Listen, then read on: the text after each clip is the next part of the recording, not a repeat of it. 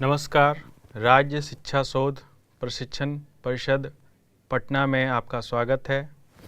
प्यारे बच्चों, पिछले क्लास में हम लोगों ने परमाणु के बारे में सीखा था, कुछ उस पर चर्चा किया था। आज उस चर्चा को हम आगे बढ़ाते हुए और कुछ विस्तृत अन्य बातों को हम लोग सीखने की कोशिश करेंगे। तो सबसे पहला जो चीज़ है वह परमाणु क्या होता है।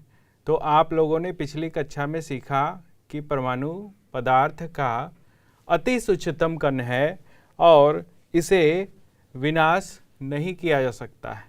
जब किसी पदार्थ को तोड़ते जाएं तो हमको छोटे छोटे कण प्राप्त होते हैं और अंत में एक ऐसा कण आता है जिसे कि हम लोग आगे नहीं तोड़ पाते हैं।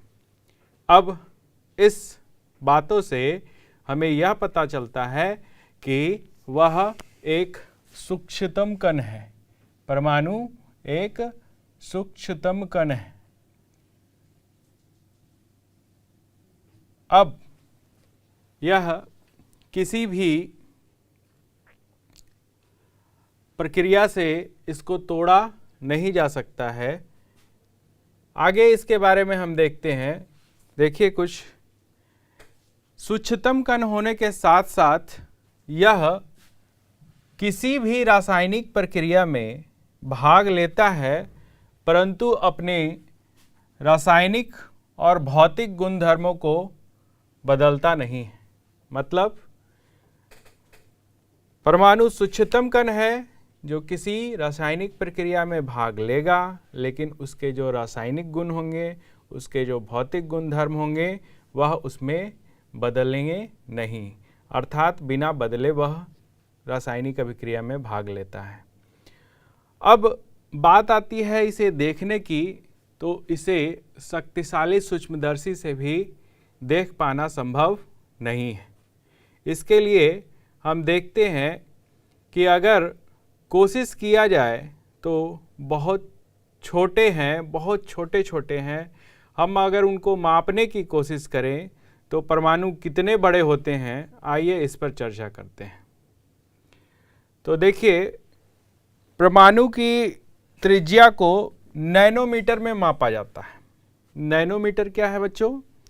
नैनोमीटर मीटर को ही अगर हम छोटे छोटे भाग में काटते जाएं तो अंत में एक छोटा पार्ट हमें मिलेगा और वह इतना सूक्ष्म होगा कि 1 मीटर को 10 पर पावर 9, यानी कि आप 1 पर 9 जीरो लगा दीजिए और उतने भागों में अगर आप 1 मीटर को काटेंगे तो उसका एक भाग नैनोमीटर के बराबर होगा।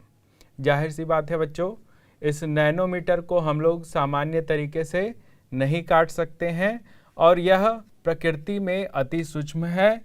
इसलिए हम परमाणु की त्रिज्या को मापने के लिए एक मापक नैनोमीटर का इस्तेमाल करते हैं। जैसा कि आप टीवी पर देख रहे हैं, स्क्रीन पर देख रहे हैं कि 10 पर पावर 9 मीटर बराबर होता है 1 नैनोमीटर। और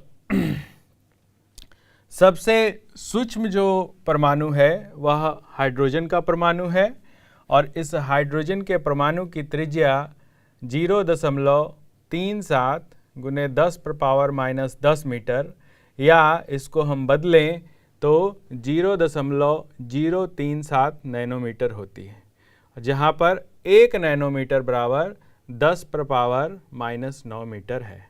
अर्थात 1 नैनोमीटर को अगर हम लोग देखना चाहें तो 1 मीटर को अगर हम 10 पर पावर 9 इतना नैनोमीटर के संयोग से बना होगा। इसका अपोजिट भी है बच्चों।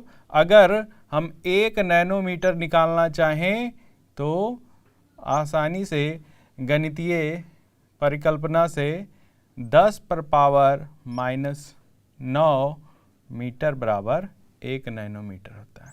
इस प्रकार से हम देखते हैं कि नैनोमीटर अति सूक्ष्म वस्तुओं को नापने के लिए एक मापक, जिस तरीके से रोड को मीटर में नहीं नापा जा सकता है, उसको मापने के लिए हमें बड़ी इकाई किलोमीटर की आवश्यकता होती है। उसी प्रकार से छोटी वस्तुओं को मीटर से नहीं नापा जाता है, उसके लिए हमें एक छोटी इकाई की आवश्यकता होती है और उस छोटी इकाई को हम नैनोमीटर कहते हैं। तो बच्चों, परमाणु इतना छोटा है कि उसे मापने के लिए नैनोमीटर की इकाई की आवश्यकता होती है। आइए देखते हैं कुछ सापेक्ष द्रव्यमान, सापेक्ष त्रिज्या अलग अलग वस्तुओं का किस प्रकार से है। देखिए अगले स्लाइड में यहाँ पर आपको दिखाई पड़ रहा होगा, एक तरफ लिखा हुआ है त्रिज्या जिसकी यूनिट मीटर में दी गई है और दूसरी तरफ कुछ उदाहरण दिए गए हैं। आइए देखिए, इनको एक एक करके हम देखते हैं। एक हाइड्रोजन परमाणु को जब हम लेते हैं तो लगभग इसकी त्रिज्या जो है 10⁻10 मीटर में आती है। उसी प्रकार क्रम से जल के अणु देखते हैं तो वह हाइड्रोजन के परमाणु से थोड़ा बड़ा होता है। हीमोग्लोबिन के अणु, हीमोग्लोबिन कहाँ होता है बच्चों? हीमोग्लोबिन हमारे रक्त में पाया जाता है और यह हमारे रक्त में ऑक्सीजन को वाहक का काम करता है। तो हीमोग्लोबिन के अणु को जब उसकी साइज मापी जाती है, उसका आकार मापा जाता है, तो हीमोग्लोबिन के अणु 10⁻⁻8 मीटर हैं। उसी प्रकार आप रेत के कण देखे हो बच्चों, रेत के कण जब देखते हैं तो कितनी छोटी छोटी होती है रेत के कण? तो इस रेत के कण को 10⁻⁻4 मीटर में मापते हैं। उसी प्रकार से चींटी, चींटी तो आप सभी बच्चों ने देखा है। तो चींटी का आकार 10⁻⁻2 मीटर है। और तरबूज, तरबूज तो आपने खाया होगा, तरबूज मीठा होता है स्वाद में, और उस तरबूज का आकार जो 10⁻⁻1 मीटर है। आइए कुछ और बातें जो हैं हम लोग अगले स्लाइड में देखते हैं कि आपके सामने क्या आने वाला है। जब हम एक बहुत ही शक्तिशाली माइक्रोस्कोप से सिलिकॉन की एक पतली परत को देखते हैं तो सिलिकॉन की परत कुछ इस प्रकार से दिखाई पड़ती है। इसमें जो ऊपर का सतह का चित्र दिखाया जा रहा है, इसमें एक लेयर में सिलिकॉन के परमाणु व्यवस्थित हैं। और जब हम सिलिकॉन के पत्थर को देखते हैं, पतली चादर को देखते हैं, तो ऐसे ऐसे कई लेयर मिलके एक चादर बनाते हैं। तो इस प्रकार से परमाणु इतना सूक्ष्म है कि उसे देख पाना संभव नहीं है।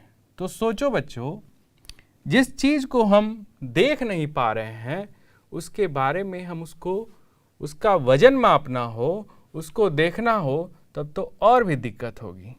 तो भिन्न भिन्न तत्वों के परमाणु को किस प्रकार से निरूपित किया जाए, इसके बारे में वैज्ञानिकों ने अलग अलग प्रकार के उपाय दिए।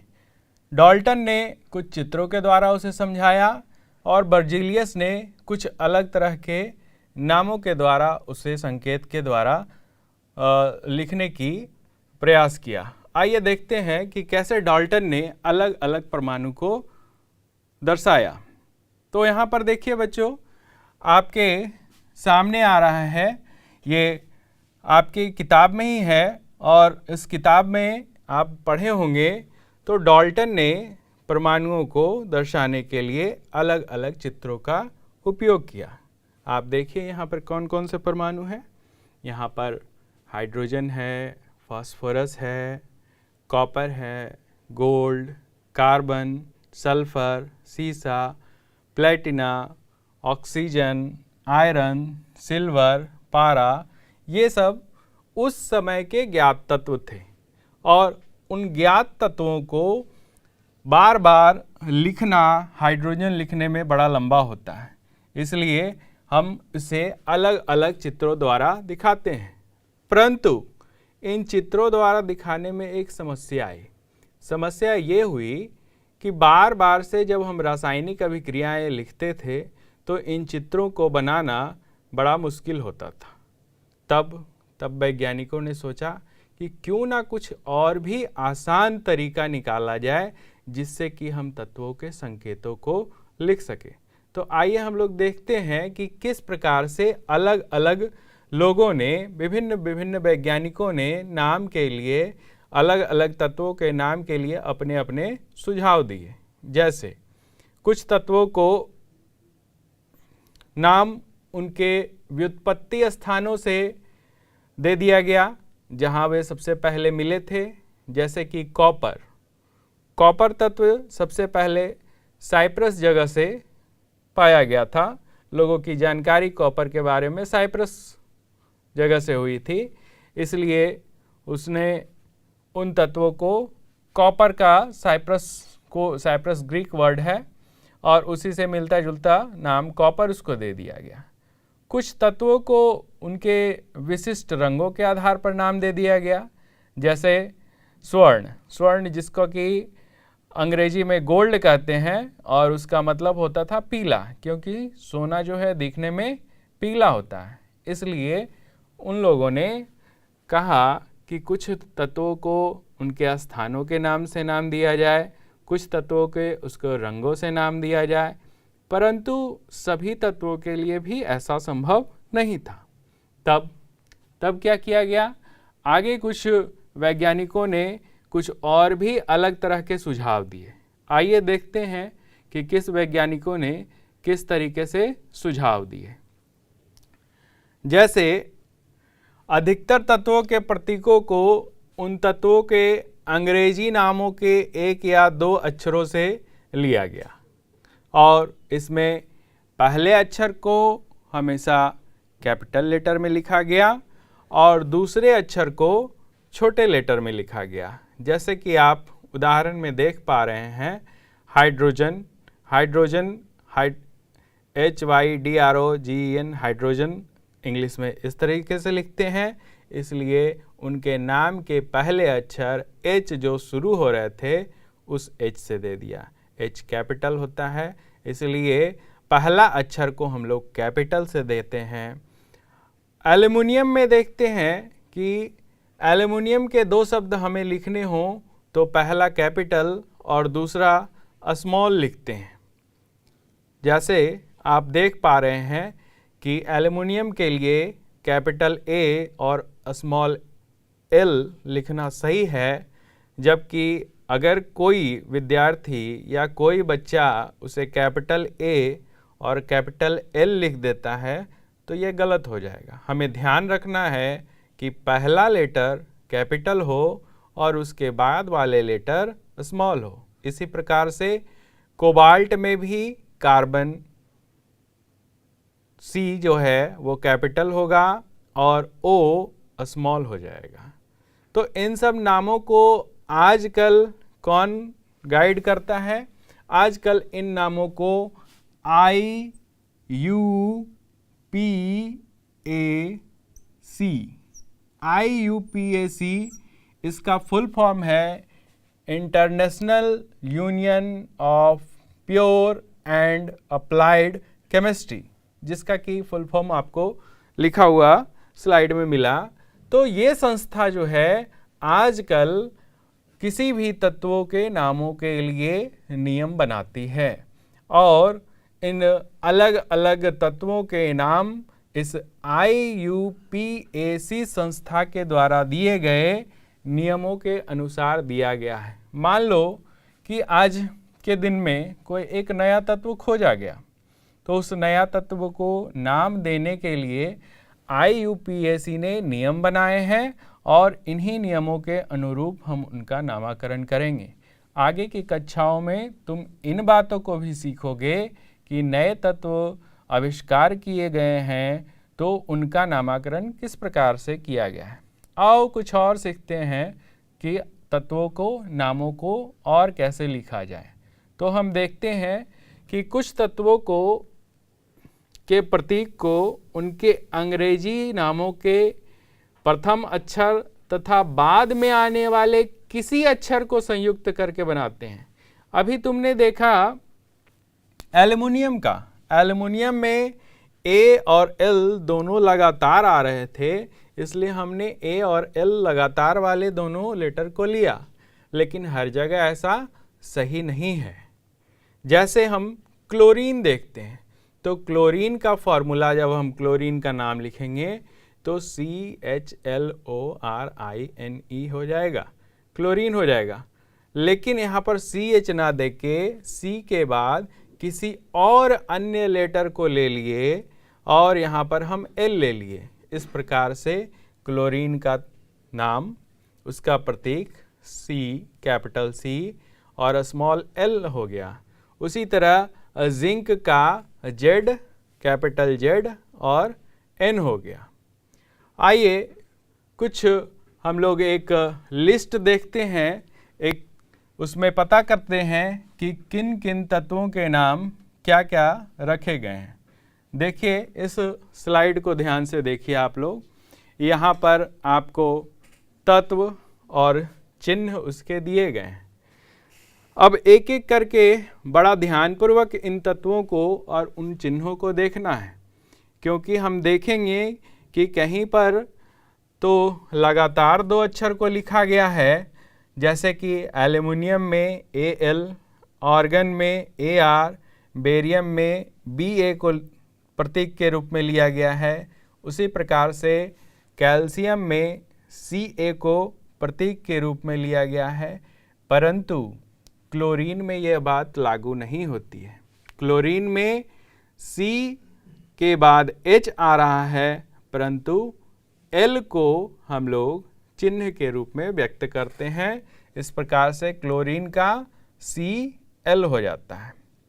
और भी देखिए बच्चों आप लोग, कोबाल्ट, कोबाल्ट CO, लेड तो बिल्कुल मिलता ही नहीं है।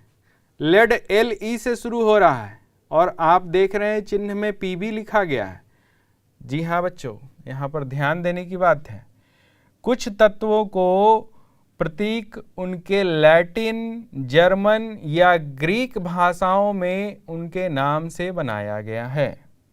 अब आप इसमें सावधानी पूर्वक देखेंगे तो आप पाएंगे कि यहाँ पर गोल्ड है, गोल्ड का GO से शुरू हो रहा है लेकिन चिन्ह AU है। उसी प्रकार से आप और भी खोजिए कौन कौन से तत्व हैं जिनका अंग्रेजी का नाम तो अलग है लेकिन उनके चिन्ह अलग हैं। देखिए आप इसमें ध्यान से अगर देखेंगे तो पाएंगे कि आयरन भी सर ऐसा ही है, जिसमें IR से शुरू हो रहा है लेकिन चिन्ह Fe है। उसी प्रकार से पोटेशियम है, उसी प्रकार से सिल्वर है, उसी प्रकार से सोडियम है। तो क्या हुआ, इनके अंग्रेजी के नाम के शुरुआत के अक्षर क्यों नहीं रखे गए इनके चिन्ह के रूप में? इसका कारण यह है कि ये सब जो तत्व थे लोगों को ज्ञात थे और लैटिन में, जर्मन में या ग्रीक में उनके नाम ज़्यादा प्रचलित थे, इसलिए लोगों ने उनके लैटिन नामों से उनके चिन्ह को निकाला। जैसे आप देखिए लेड का और दूसरा नाम होता है प्लम्बम।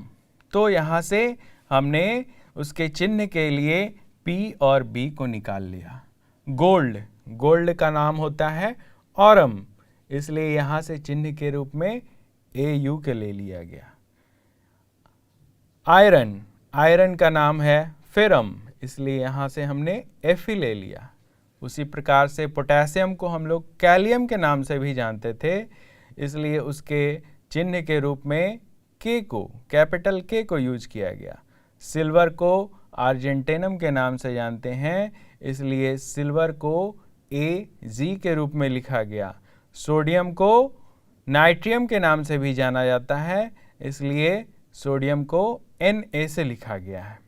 तो बच्चों इन तत्वों के चिन्हों को रटने से बैठ के अगर आप चाहेंगे कि हम इसे रट लें तो रटना मुश्किल हो जाएगा। तब क्या करना है बच्चों, आपको इसको प्रतिदिन एक बार बस 5 मिनट के लिए एक रीडिंग लगा लेनी है। उसके बाद फिर किसी और दिन, एक दिन बीच करके 2 दिन पर कुछ समय अंतराल पर इसे बार बार उलटते पलटते रहेंगे तो किताब में पढ़ते पढ़ते ध्यान में आपकी यह आ जाएगा और धीरे धीरे इन तत्वों के प्रतीक भी आपके दिमाग में आ जाएंगे। इसलिए इन तत्वों के प्रतीक को रटने की ज़्यादा प्रवृत्ति नहीं करनी है, यह धीरे धीरे स्वतः ही आपको समझ में आ जाएगा। उसी प्रकार से और भी देखते हैं बच्चों, एक और हमारे पास स्लाइड है, इसमें भी आप देखिए कि किस प्रकार से तत्वों के नाम को लिखा गया है। यहाँ पर आपकी सुविधा के लिए उसे हिंदी में लिख दिया गया है, यह आपकी किताब में भी है।